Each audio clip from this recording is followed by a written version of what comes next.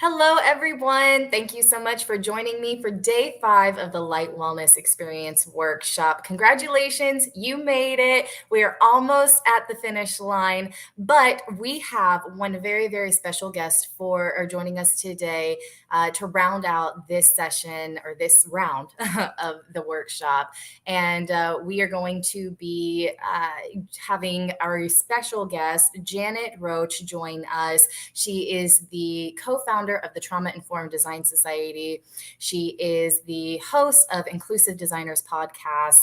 She has a master's, I believe, of human behavior or human design from the Boston Architectural College, and where she actually works now as an instructor inside different courses related to human health and design and health. And she'll be able to give you more in-depth information on that when we bring her in. Now, why is this so important, this conversation? Especially over the last few years, individuals are becoming much more aware of how they're feeling, what they're feeling, where they're feeling it, and how much our spaces and the environments we occupy from day to day are able to impact our health and our well-being, whether that's our physical health, our mental health, our emotional health.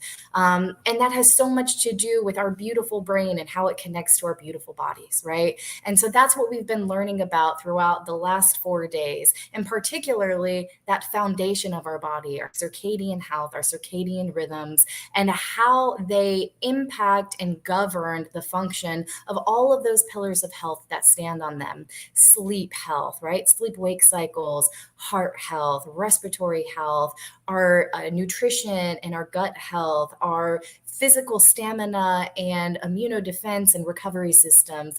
All of these important systems play a role in how we feel on a day-to-day basis. Even something as simple as, feeling that you have a little more balance and aren't going to fall down makes you feel less anxious about standing in a room full of people, right? It all comes together, whether it's the smallest of thoughts and the smallest of feelings to the most grandiose. And so, with that said, just a special reminder to everyone that everybody is different. Everyone is unique, from our genetic makeup to our lifestyles and to the behaviors within them. And so, we encourage you to have so much patience with your body and with the process of transitioning to a lifestyle under light as you are looking to reach the wellness goals that you've established for yourself throughout the workshop and beyond once the workshop ends.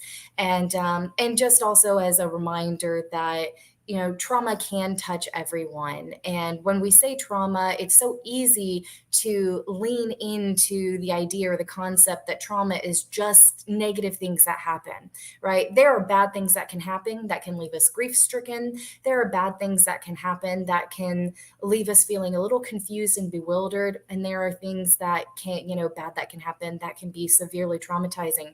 But there are also other things that may not seem quite as bad or as difficult between one person to the next. And that really just depends on your perspective and your experience. And, one person's experience, regardless of what it is no less important or no less significant than another individual's experience. And so we want to be, very empathetic with how you are dealing with certain things in life. I believe I heard a very wonderful definition of trauma. I'm going to read right here because I don't want to get it wrong, because we all, again, tend to lean towards like the worst end of the spectrum. But trauma, as defined by psychiatrist Paul Conti, who I'm going to be dropping a book of his for you to reference. It is called Trauma, the Invisible Epidemic, How Trauma Works and How We Can Heal from It. It's a wonderful book and a wonderful reference if you're someone who is seeking some guidance in this area. But he defines trauma as anything that overwhelms our coping skills and changes us, the way that we behave, the way that we feel, and the way we interact with the world and the people around us, particularly when those feelings and behaviors are embedded in and catalyzed by feelings of grief, anger, fear, anxiety, detachment, or disgust. right? So with that said, we understand that there, through sleep health, there's tons and mounts of evidence-based research leading to the conclusions that we've seen of the importance of sleep on our ability to kind of regulate emotions and to battle anxiety and to kind of remain in the moment and not get lost in our thoughts and our heads, right? To stay focused and stay concentrated. And those are important tools. Particularly in your own personal caretaking, and so, for instance, I've had clients in the past, and even friends, of course, as well, but also some of my clients that I think have been the most notable. When we were walking through the first week of their light wellness consultative period, the you know it's always easy to see that transformations happen at different paces and at different rates for everyone. As we've mentioned in the beginning of this workshop, depending on your own body, your own physiology, your own genetics, your own behavior, your own lifestyle, your own uniquely you composition, that it could take you 3 days to start seeing health transformations with kind of transitioning your lifestyle under light. It can take you 3 months, right? We say have so much patience with yourself and your process. But for some of my clients, what we have seen is that it's not one pillar of health like sleep wake cycles that manifests in transforming first, or it's the gut nutrition first, right? It's always different. It's not the hierarchy of circadian biofunctions where, okay, I've changed my lifestyle under light. Now my sleep is going to get better. Then my nutrition and gut health is going to get better. Then my heart health is going to get better. And then so on and so forth. It just depends on your own body. And so one of the things that one of my clients saw most notably within the first 3 to 4 days of transitioning her lifestyle under light was that not only was she sleeping completely through the night, whereas before she was waking up 2, 3, 4 times, and not just for 5 or 10 minutes. Sometimes it would be for 15 to 30 minutes, even an hour, multiple times a night, and just disrupting her sleep. And she was waking up groggy and upset and short-tempered.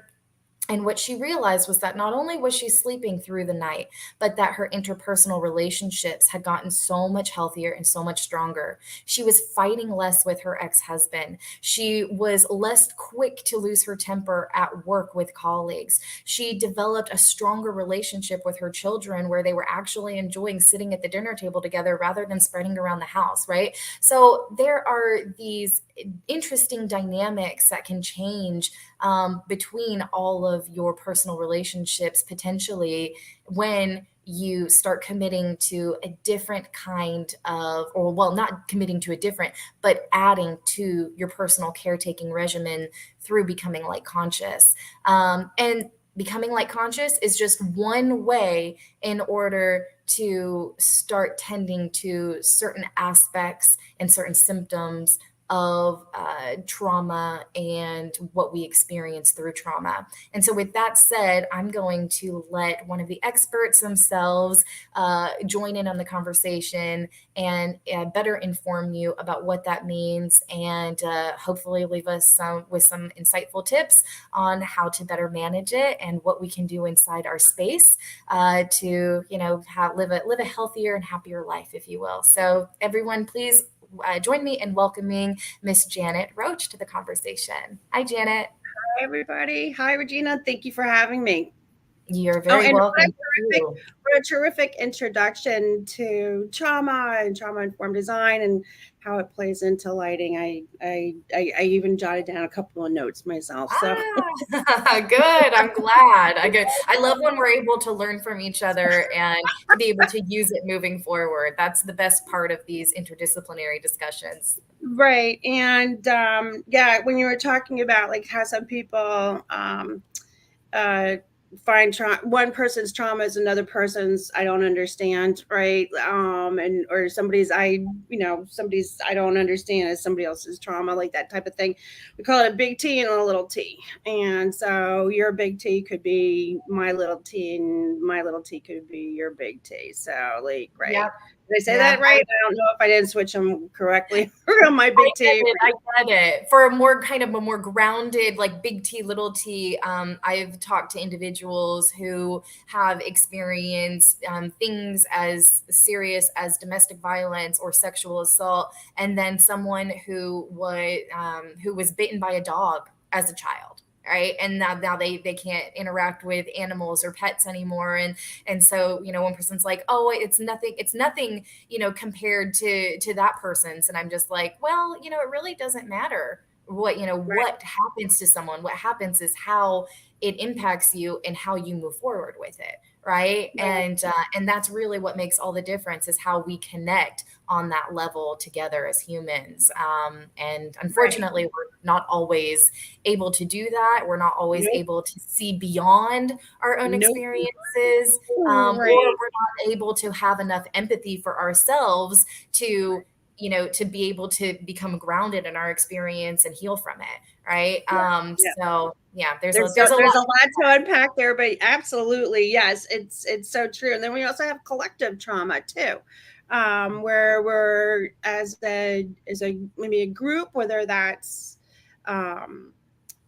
group's only a couple of people or whether it's a society or a community, it's collective trauma is also a real thing. We've been talking a lot about collective trauma in terms of the war in Ukraine. We can all, and recent events also for a lot of us, that's been a lot of collective trauma as well. Yes, our own government our own government it can be their own predators, right? So yeah, they can incite their own type of trauma behavior, if you will. So hopefully we are able to tackle some from a design perspective, how we might be able to manage some of the symptoms of that, because I always tell individuals that light wellness is not a cure-all. It is not going to be a healer, right? We are the healers of ourselves. That light is simply just another tool in our toolkit, actually the most vital tool in our toolkit in maintaining a certain sense of health and well-being and overcoming some of these kind of major symptoms and also major disorders, if you will. It's so true. It's so true. And the built environment is sort of we kind of think of it as sort of like the last frontier of how people think of health and wellness, especially when it comes to trauma. Because when you come to trauma, there's certain things that we can do as designers to really help to mitigate some of those stressors. And so it's just about creating a more calm environment to bring down all the stress levels and all the hormones that are going through your brain. And that's sort of our objective at the end of the day. And it is also like designer tricks. It's not just and lighting is a huge part of it. And obviously that's why we're here, but it's a really important part. But it's definitely like, it's not just about putting in, like somebody once said to me, they go, well, a lot of pillows, right? It was like, well, pillows are good. So it's going to be more comfortable. It's going to be more comfortable. We like that. We like comfort, the softer, right? But somehow and candles, that was the other one. And then I was like, well, candles might not actually be the end. Pillows seem fairly benign for the most part, but even candles can be something that might, if you're having a lot of stress, say, over something where you found yourself in a fire, do you think a candle might be something? Right. So exactly. So I think it's important. I think something that you say, when we correct me if I'm wrong, that really being a consultant for trauma-informed design means getting to know your client and getting to know what their actual needs are. So why don't you share a little bit about exactly what TID is and what you do with the Trauma-Informed Design Society, and the hierarchy of elements, if you will, that really go into trauma-informed design. Right. It's All right. So why don't I start from the beginning? So during the beginning of the pandemic, myself and one of my co-founders, we found ourselves being interviewed a lot about trauma-informed design. Uh, and I said to her, I go, I think this is going to be a thing. Maybe we should create like a society. Because also, meanwhile, though, because we're both instructors, and she's like the director of the Design for Human Health program at the Boston Architectural College. That's a little bit of a mouthful. And more and more students were coming to us too, going, "Hey, what is this? This sounds interesting, and it's like the new frontier for design." So I said, why don't we create a society where we can go and share information for students, for other designers to understand about this new and growing concept? So that's sort of how the society came about. Trauma-informed design is not something that we have made up, right? It's not something that we were clever enough to put a finger on, but I said I think it's just becoming a thing. So we like I said, we created this society, but trauma informed design itself is, again, just to your point, like it's getting to know your client and understanding with empathy to design for their particular situation. So I would ultimately say there's a lot of different tenets in there. We look at like SAMHSA, which is the for those I already looked. I know the tag name for the SAMHSA principles, but substance abuse, mental health, and society, substance or something like that. I meant to go look it up, but anyways, it's called SAMHSA, and it has some tenets in there that really kind of help to guide some of these principles with trauma informed design. And we look at also the 3 C's, which are comfort and care and community as well. And what we are designing within the society is we are looking at movement as being a really big part of movement and play as being a really big part of healing. So we've really we're trying to figure out how to put that C in there, comfort, care. And we were trying to figure out how to, we might have to really come up with maybe another acronym or something like that. We have not gotten that far. But movement is huge. We just did like I said, one of my co-founders, myself and another woman, we did a whole thing on play and the theory of play within trauma-informed design and how important it is at EDRA just earlier this month. So what's so important about play in trauma-informed design? In Yeah, movement?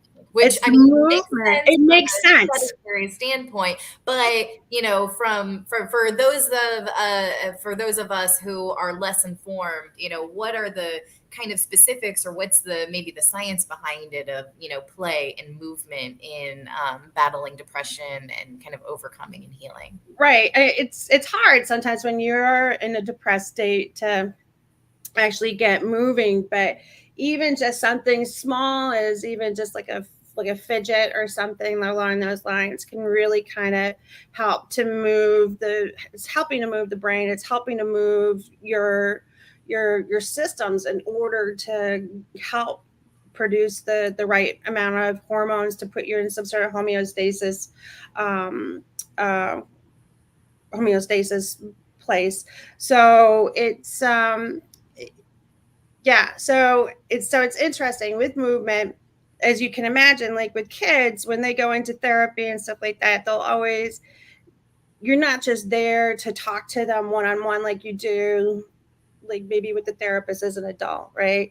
They're coloring, they might be playing with dolls, they might be playing with trucks or something like that, and that's the way they get them to talk about what's going on with them. As adults, we have kind of maybe lost that a little bit. I know for myself, I'm a skier, so some of the most intense conversations I actually have with my friends are just like being on a chairlift and not actually being on that face to face. There's a lot. I'm sure there's a lot of science behind that, and that you can talk to somebody who's next to you and sort of like a non-threatening fashion because you're not face to face. And but you're also, if you think about it though, like you have these breaks, right? Like where you're on the chairlift, you're having these intense conversations, and then you go and go down the mountain and you get your heart rate going, and if it's not too cold out, you're very happy to be there. So, and then you get back on the chair and you do it all over again. And so there's a It lot. sounds like HIIT training, like physical, like high intensity interval training, right? It's like we can have an intense conversation, and then we have this relaxing reprieve where we can get out of our minds and we can engage senses in a really either intense or a very kind of placid way, and then we can come back together and re-engage rather than this kind of constant talk therapy one-on-one. And I totally understand that. My son is exceptional needs, and he's in physical therapy, occupational therapy, speech therapy, feeding therapy, you name it.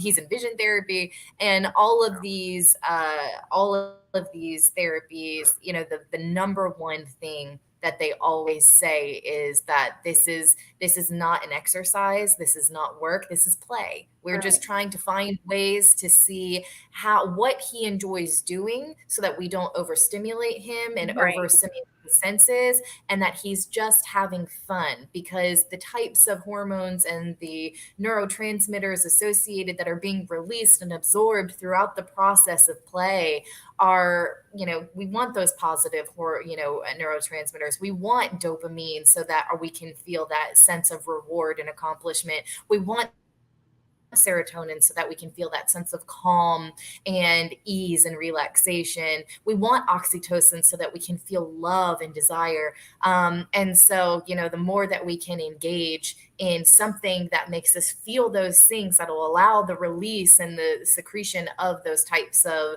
biofunctions, if you will, can only, enhance that part of the conversation and that practice, if you will. Yeah, no, I mean it's kind of exciting. I mean, again, I don't feel like we're kind of maybe reinventing the wheel, but we don't. That's not that's not our plan. But it's something that I think has gotten forgotten, at least with adults. We spend so much time adulting, so spending a little time playing doesn't always happen for us. And so, as just to your point, it doesn't stimulate our brains the way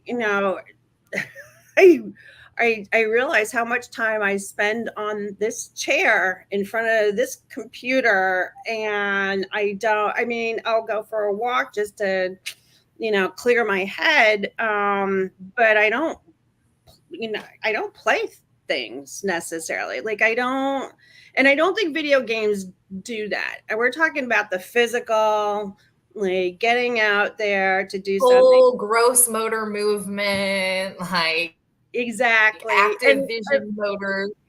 Right. And I would play more golf. First of all, if I was closer to a golf course, but and also if it didn't take like 4 hours, like that, who has the time for that? Right. I don't know. And It's then funny that someone said to me recently, I was in the car and we were in a meeting, and I had mentioned that I was in the car and I heard an old throwback song, and they were like, oh, who has the time to listen to the radio anymore? Like, when there are so many interesting podcasts and there are so many other things that you could be, it's kind of live streaming in your car. Like, who actually sits and listens to a radio with commercials and right. shows and whatnot? And I was like, I think that's my downtime. We sit Right. here and we work so hard, and we are invested in reading research articles and doing work and taking care of ourselves and maybe our families or others. And there's very little downtime. Like when I had my son, and especially when he got into all of his therapies, I had to kind of learn how to play again.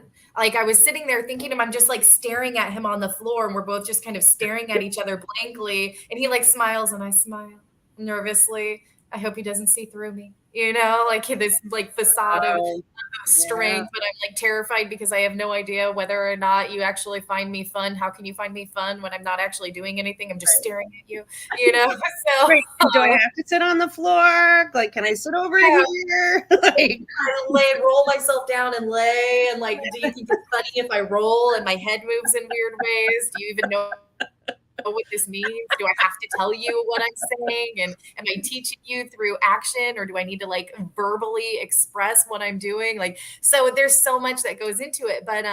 But for individuals who are experiencing significant behavioral changes in their life, sitting on the floor and looking at that child blankly might seem completely overwhelming, and like they might have these exhaustive feelings of fear and anxiety, and possibly even in cases feeling like failure. And it's how do you step outside of yourself, or not step outside of yourself, but how do you ground yourself back to the reality that you're okay, you're human, mistakes happen, accidents happen, and maybe whatever you experienced happened, and that it was awful, and we need to find a way to kind of move forward from that, so that you can live a fuller and happier life.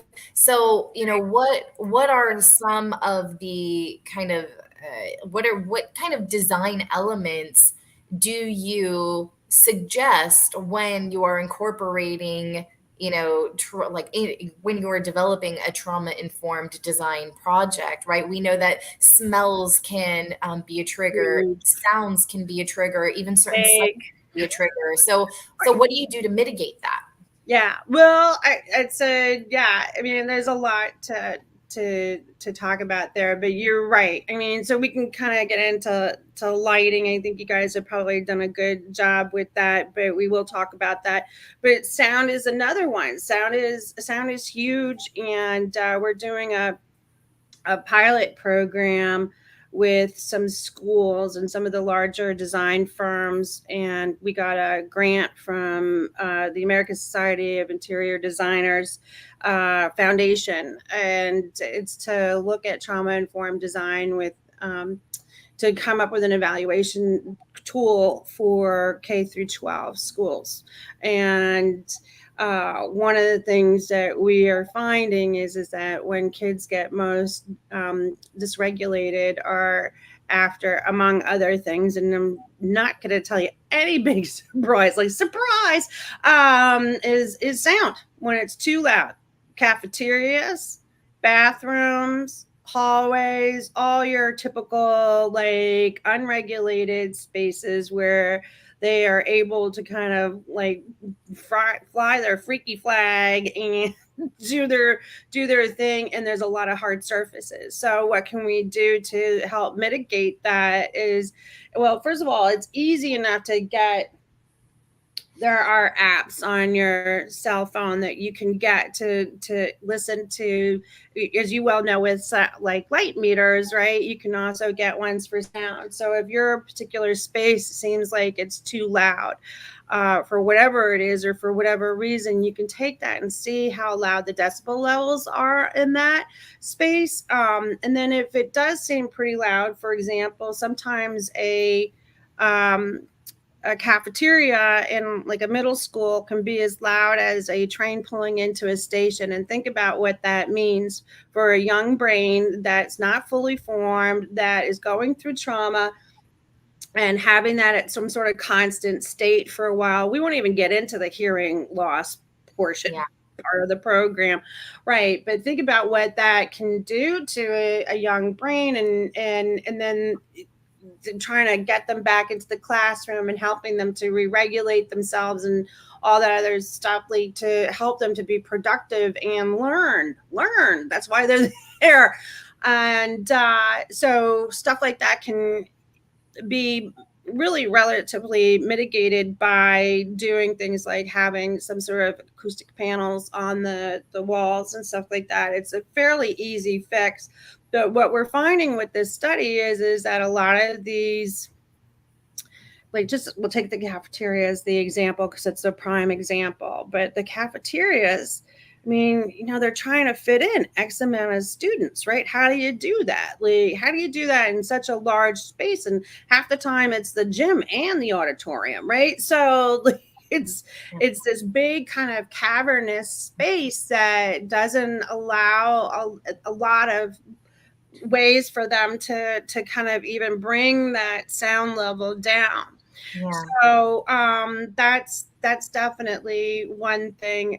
We said lighting, and then smells. Smells. I'm a big, like people I think underestimate the smells. I can. I'll tell you a funny story. I don't think he'll watch this, so no offense, but like he doesn't see any. It's my dad. So my dad, right? Why would he? Right. So he used to get dragged to Macy's when he was a kid with his mom, and I think he got attacked, if you will, by one of the perfume salespeople. Do you remember when they used to? I don't know how. Yeah. Right, we're talking about brick and mortar stores, and they would come after you with the spray and just start spraying you, like literally attacking you. Yeah. And I'd still, walk away like, I know, still to this day, I've seen him like like and we'll get really like annoyed that, and I don't blame him. But it's amazing to me that can also for him be a trigger. Again, maybe for me that might be a little tea as opposed, but it smells. I mean, I'm not a big fan of some perfumes. It's like, oh Lord, what were they thinking?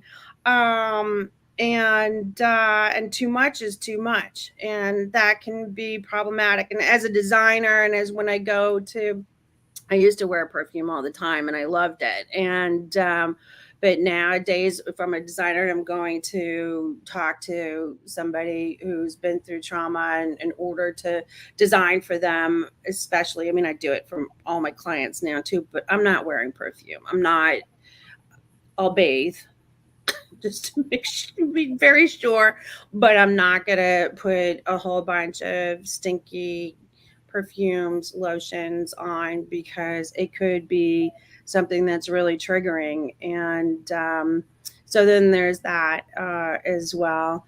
So these are just kind of even small things that you can take into consideration for both your built environment or your client's built environment without even doing a lot of heavy lifting, right? So yeah.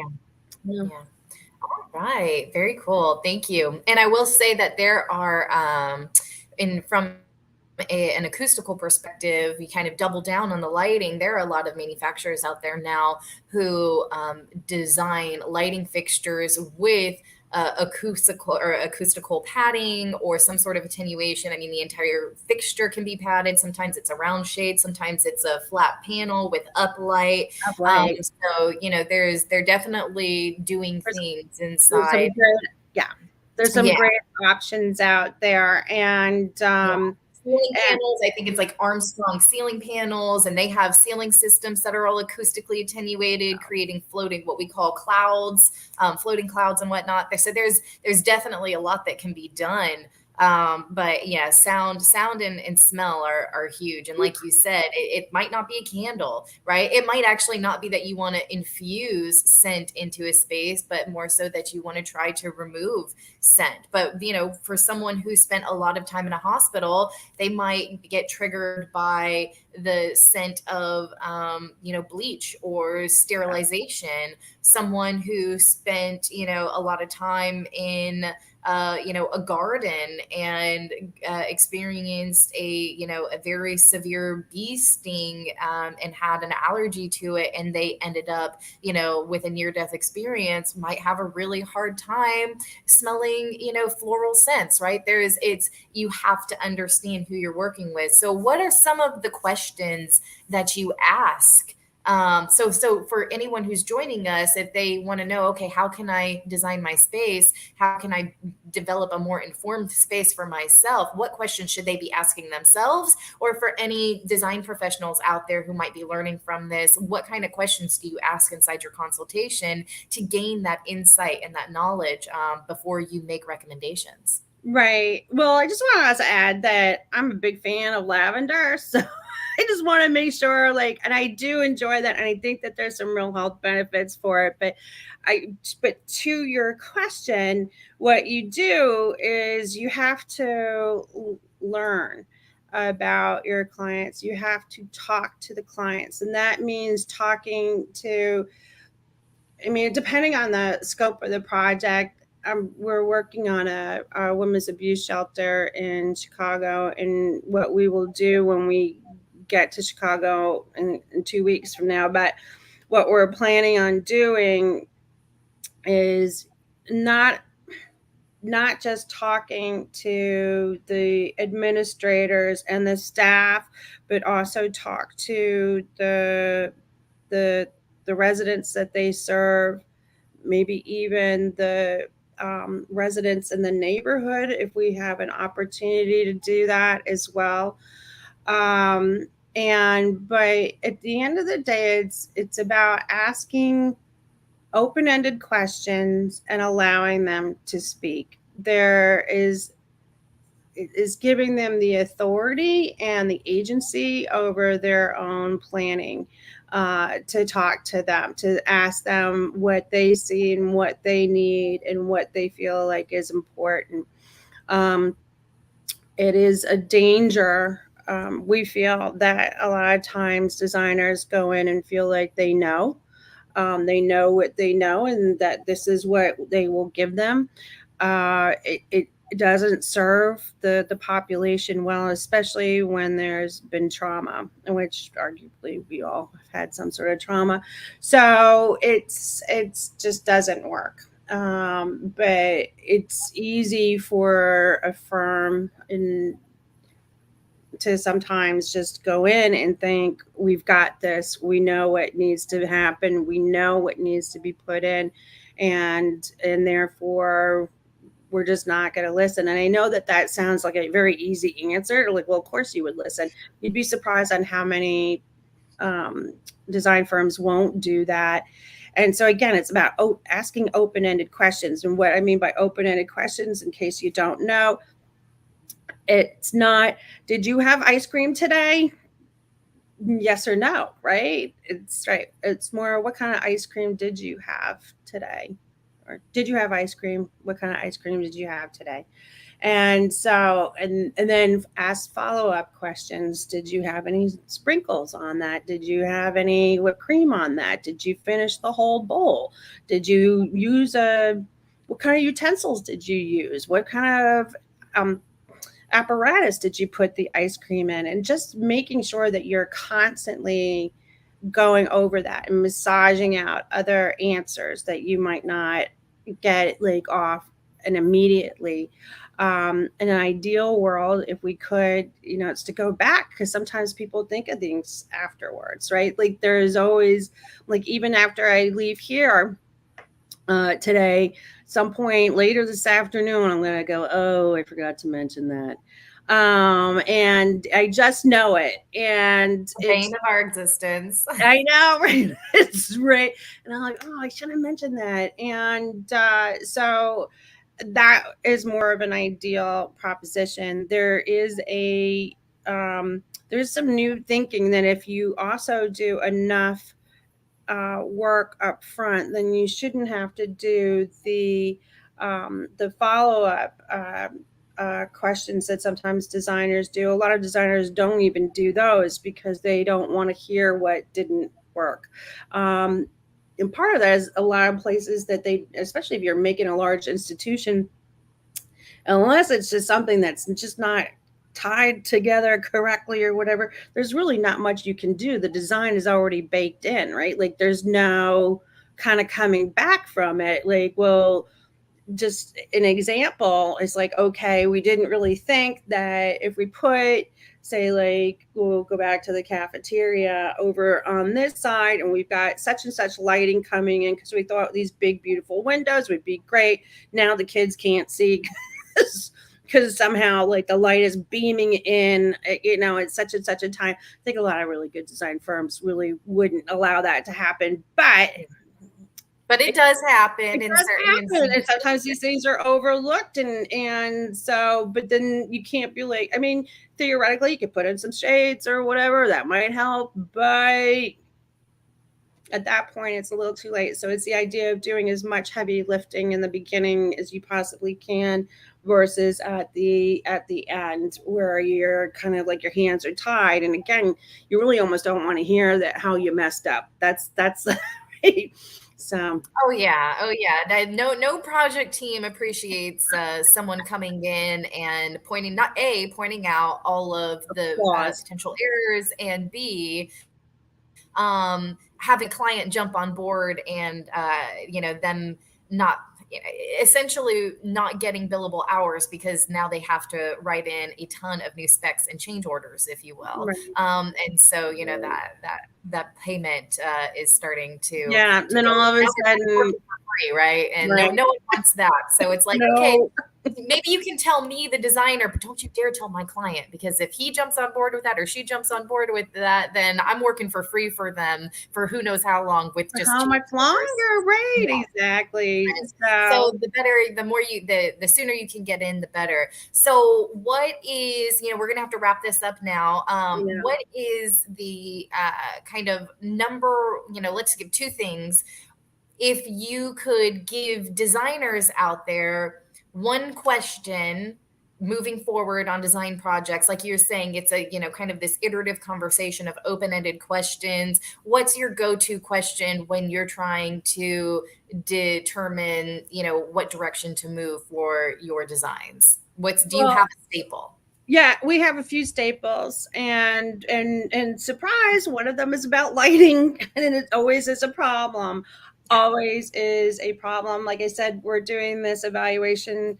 We're creating this evaluation tool for K through 12, and we have a bunch of different lighting questions, and um, some people don't even realize that they're working in the dark, literally.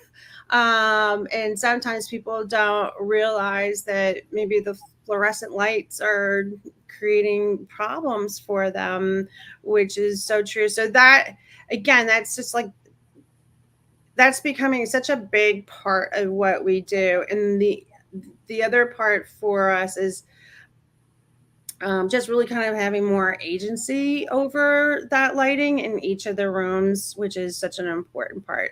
I'm sorry, I went off topic. What was the actual question? It's like just give them a solid, question. Like you have the questionnaire you're talking about. What's one or two questions very specifically that you ask when approaching, Yeah. and evaluating a design project? Well, it is about lighting. It's lighting. It's lighting and acoustics are the two, like, top two. Um, just actually, what's interesting, what's kind of coming out of the evaluation where we are with the investigation, it's kind of interesting, is that seating is a big deal. Yeah. Right. And it kind of makes sense, right? Like you think to yourself, well, yeah, like that could make a lot of sense, right? That they're The social interaction, the proximity to people, potential isolation, whatever the two extremes, right? and then there's the hard surfaces versus soft surfaces. Then there's the, if you're maybe heavier, or a lot of the standard chairs don't fit you. If you are in a school and maybe you have one of those, trying to do it with the camera, but you have one of those little desks that kind of wrap around the chair and everything like that, like, and that's usually for right-handed kids as opposed to left-handed kids.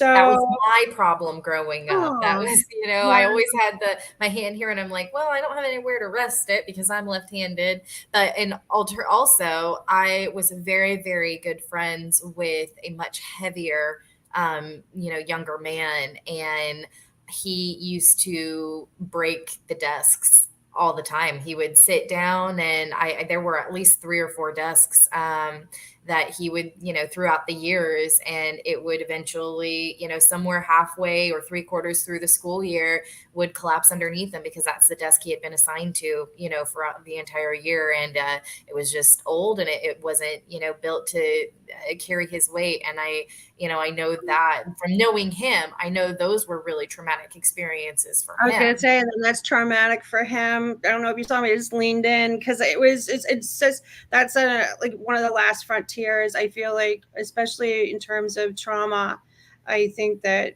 people don't, it goes back to the lighting and not being well and your gut health, and then we live in a plastic society where we have processed food and fast food, and everybody knows what that can do to you from all of our sessions. It's well, not that's good. just it, right? But it, I just read somebody's capstone, and she was talking about chairs and about obese people and being in chairs. And I had just looked at some of the chairs in one of the offices. And I was waiting at a doctor's office, and at first I really appreciated they've got now bigger chairs for people who are obese, and I was like, right on. And then I was like, wait a minute. Like, so now if I go sit on that chair, like, am I going to be considered obese? Like, great.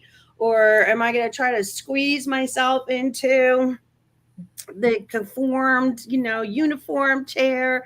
Like, how does that work? And then all the That trauma. becomes almost adaptive equipment rather than kind of standard equipment. And now you're looking at yourself as, oh, am I going to be Can I fit in the other chair without hurting myself? That's a whole nother part of it. Or then I can go sit in the bigger chair, but then everybody's going to kind of know, like, there is no right. Not that they or on can't the stand, opposite side, are you going to be stigmatized because, or are you going to be stigmatized as that, or are you going to, let's say you're someone who might be more petite in nature, and you just go in and you want the big, soft, comfy chair or whatever, and they're like, oh, well, that's being reserved, so now you're like a selfish person, and you're being stigmatized for a personality flaw rather than from a physical flaw. So there's so right. many different dynamics to it. Dynamics to it. Absolutely. So would you say that one of your recommendations is kind of creating more of a standardization, or like a very standard protocol of what equipment is, rather than kind of parsing out, well, these types of individuals will need this, but we might need to have 20% of a different kind to account for our more heavy set or our smaller individuals? It's like, no, just make them all the same across the board and make sure it can handle anyone from your biggest to your smallest. Is that something that you suggest? Well, I think we're going to start I think what's going to prompt from this is that we're going to start doing more investigative work with that. Because again, it goes back to agency, especially when you come to trauma, right? So that you can be able to point to whatever it is that you would like to do. I mean, some kids actually like to be on the floor, and there's going to be some old school teachers out there that are going to be like, no, you get in your desk, you get on your chair in your desk or what have you. And so I think it will be interesting to kind of see, but my gut reaction is that, yeah, we need it to be sort of, it's uniform, but it's comfortable for them, and that it gives them an opportunity and to be also collaborative but flexible. And I'm sure that there's a lot of smart people out there that are coming up with similar like designs, but it's been very interesting to see that chairs seem to be part of that. And going back to, in terms of trauma informed design, one of the things that is really important, one of the tenets of this, like I said, is control or agency over your own destiny. So again, like temperature in the classroom, lighting, hello, and acoustics, all good and fine, but chairs too, I think in this case would be an important part of the conversation. At least that's what our early findings are showing. And, to really kind of think about what that means. Like maybe, if you think about it, when you go into, like, I don't know when the last time a lot of you went into a classroom. I've been into classrooms a lot not only recently, but then also being at school, getting my master's later in life, you kind of know where you want to sit, right? Like you get into the room, like some people feel more comfortable to be by the door so they can get the hell out. Some people feel more comfortable to be in the back of the room. Don't call on me, right? Some people feel more important or more likely to sit like so their backs are against the wall so they can keep a view out on the whole room. But we don't have a different type of agency on what kind of places we want to sit in. So maybe that is a desk and a chair, or maybe that is something where it's a little more confined, like don't come near me, let me sit over here. Some people might prefer to be on the floor. Some people, beanbag chairs keep coming. Although as a 56-year-old, I don't know if I can get out of a beanbag chair anymore. Heck, at 35, I don't know if I can. So I'm pretty sure I can, but like it's not going to be pretty. Let's just put it down like that, and then, or at least not gracefully. And so, but we wonder about that, the agency of having your own control and your own destiny of what your seating options are, and to actually to see if at some point that creates a higher production rate, like they're more productive, would be kind of interesting. So that's good. Okay, it sounds like you have a study on your hands I developing. have another study on my hands. I know it just came out last week. I don't know. I was like, I have an idea. So Which I think that you kind of hit it on the head in kind of closing out this wonderful discussion. Thank you so much. That agency, having a certain level of personal control in your environment, whether it's your personal environment or even in your public environment, that's something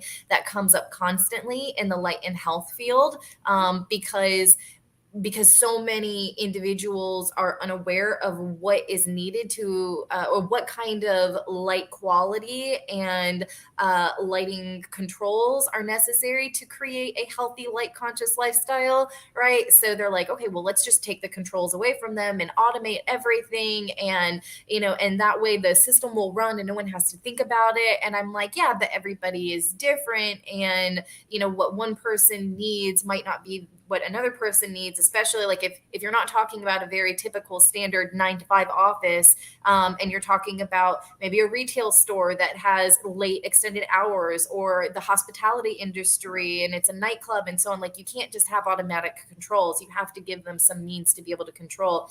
Even in a commercial space, when we're talking about employees, right, they might have a different sleep chronotype. So they might hit their post-lunch dip and get fatigued at noon, while another individual might get fatigued at 2 or 3 p.m. And so now with, a regulated lighting that they don't have control over, they aren't able to dim the lights when they want to in their area, or they're not able to kind of to move to another space where they have control to dim the lights, right? Yes, you're not going to be able to completely lower the overall light level in a communal workspace, but there might be a room dedicated to rest and relaxation, so that you can lean into that post-lunch dip for your work break or your lunch break or something like that.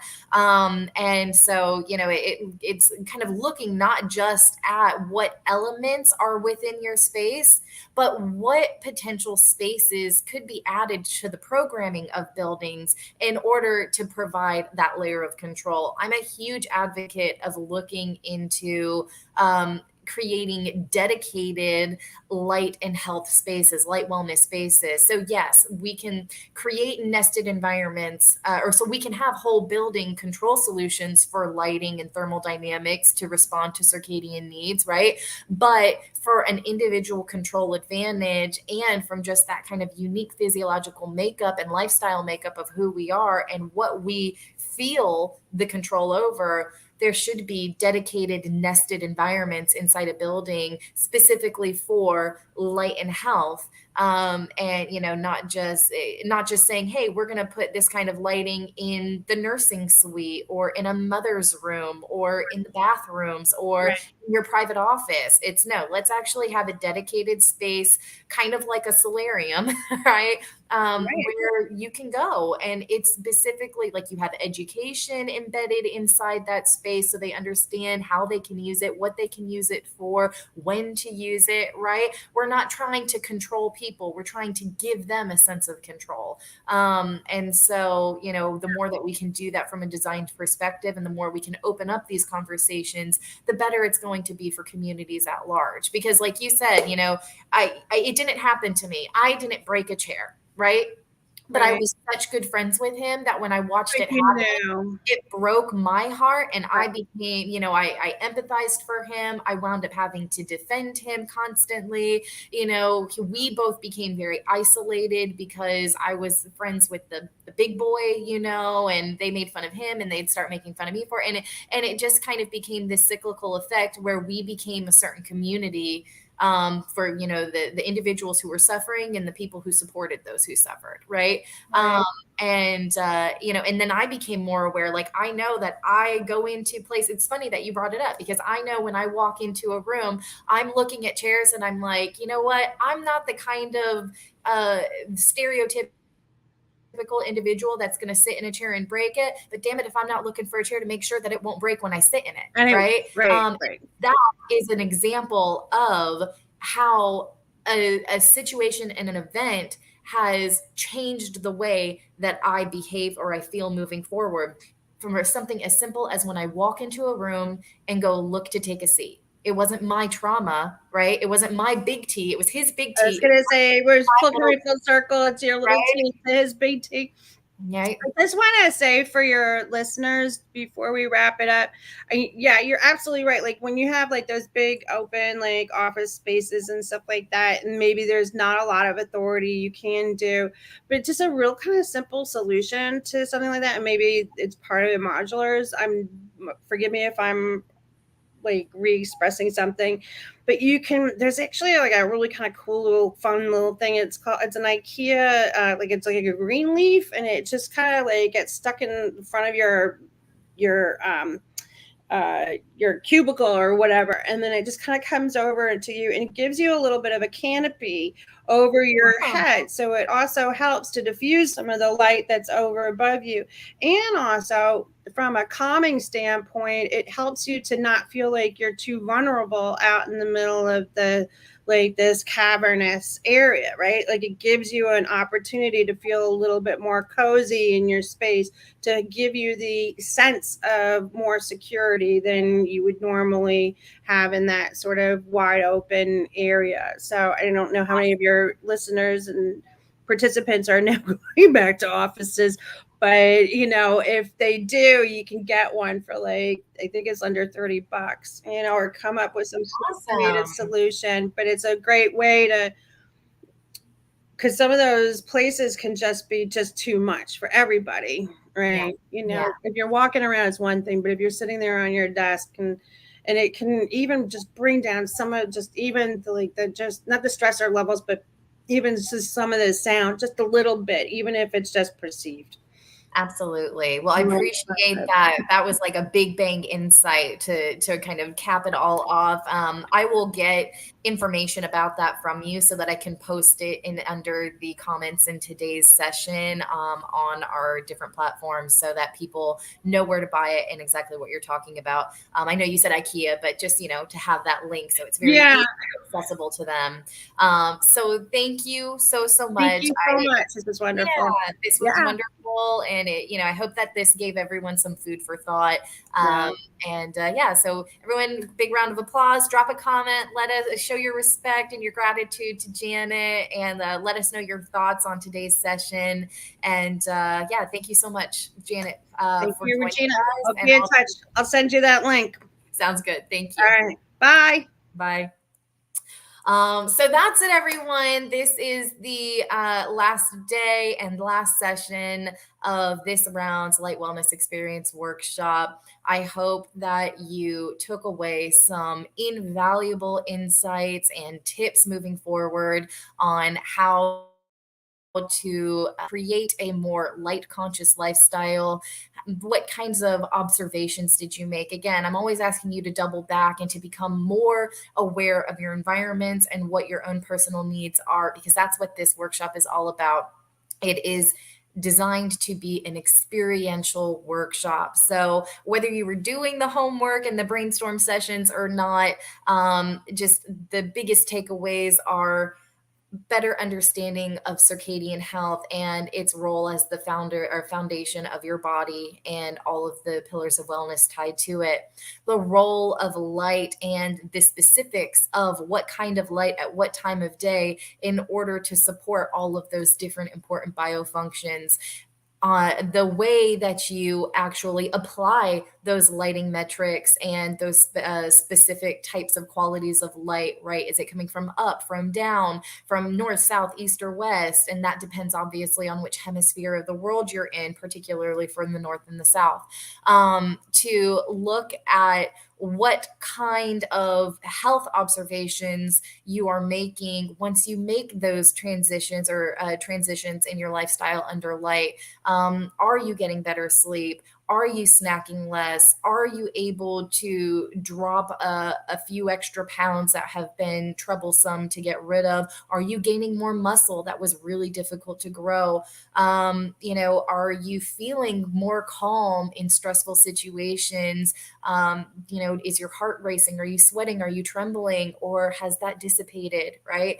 Remember, the kind of minor symptoms of circadian disruption very often go overlooked, and it's those small elements of health and well-being that compound over time into much bigger problems and disorders. So again, look at light and health as a preventative healthcare solution, a personal caretaking method.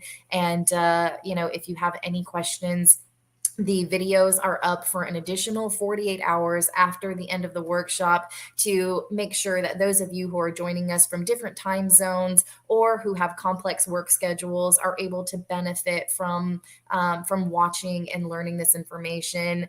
If any of you, reminder, have had any issues filling out the workbook, you can go to the top of the Facebook page in the guides section, and there are visual recap cards available for you to fill out the majority of the workbook. Not all of the answers are there, but most of them are. So that should be an asset to you and a resource if you happen to miss any information inside the videos, if there was any kind of Wi-Fi interference, or if you just ran out of time and weren't able to watch the entire thing.